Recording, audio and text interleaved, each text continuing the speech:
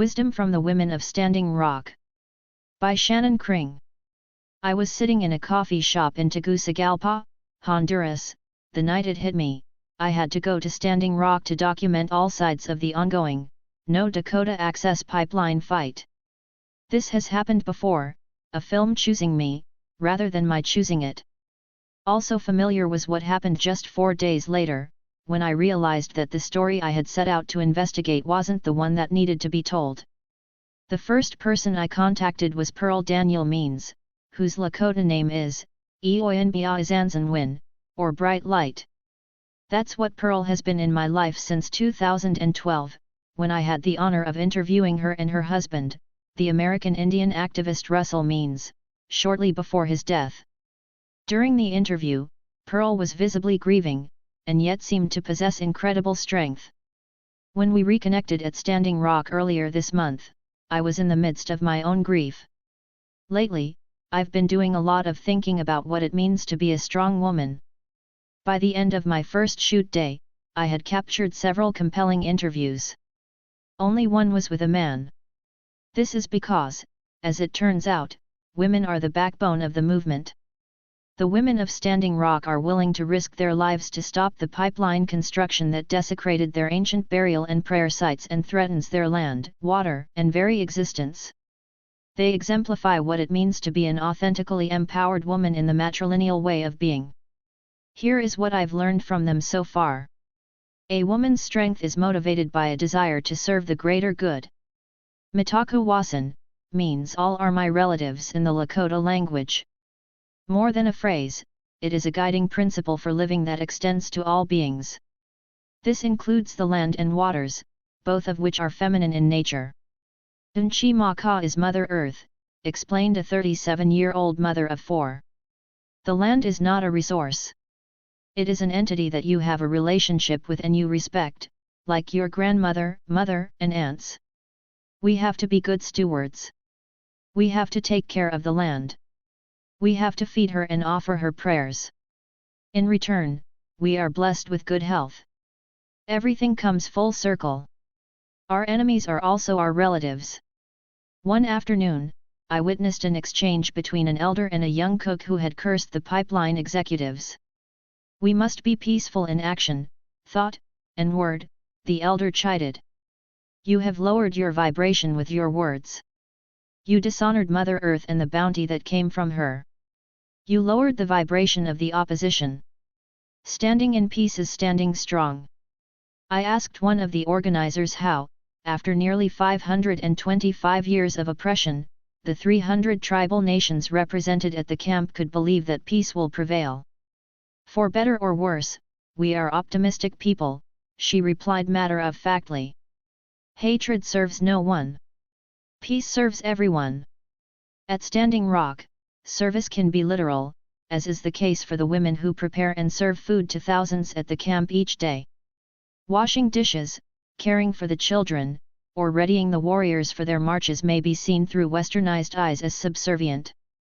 Here, these acts are performed with honor. As one of the women explained, we have been gifted with the innate ability to care for those around us. Men must be taught how to nurture.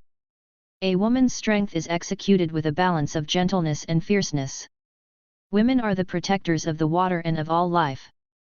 Men are our defenders, explained Pearl. We are taught to walk with gentleness, added a young Lakota woman. We are spiritually grounded people. We believe our ultimate weapon is prayer. And we're peaceful, prayerful people. But it has come to a point where enough is enough. This, I was told, does not mean that women should emulate men. In interview after interview, the women of Standing Rock said that we are at the end of the patriarchal era of competition, aggression, and force. As Pearl explained, we are now in a new era called, the Fifth World, by the indigenous peoples of North America. It's a refined, heightened energy. That energy resonates with the highest frequency, which is love, compassion, nurturing. One morning, a 14-year-old girl asked those sitting before the sacred fire to reflect upon the trauma that may have occurred in the lives of the pipeline security guards who attacked members of the camp with dogs and pepper spray. Something painful must have happened to them as children. Maybe they didn't have loving parents, she said. Maybe they were abused. They need kindness.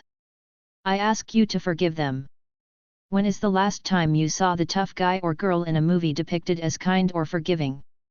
In today's world, these traits are all too often deemed weak. The women of Standing Rock remind us that strength can be subtle or forceful, and that both are necessary. We act not only from the intellect, but also from the heart, said Pearl. This is true power. A woman's strength is sustained by a sense of responsibility. The women of Standing Rock believe that humankind's right to existence comes with responsibilities to everything else in creation. Their vow to protect Mother Earth and all her inhabitants is their responsibility to the ancestors, and to the 7 generations to come. Many of us in the non-indigenous world don't know the names of our great-grandparents, much less the sacrifices they made for us. Many decisions are made without any consideration for the future. How different would the world be if this were not the case? There are prophecies about how our generation is going to revitalize our culture and our people, and carry our people's struggles on our backs. Not in a hard way, but in a beautiful way, shared a 26-year-old graduate student and activist.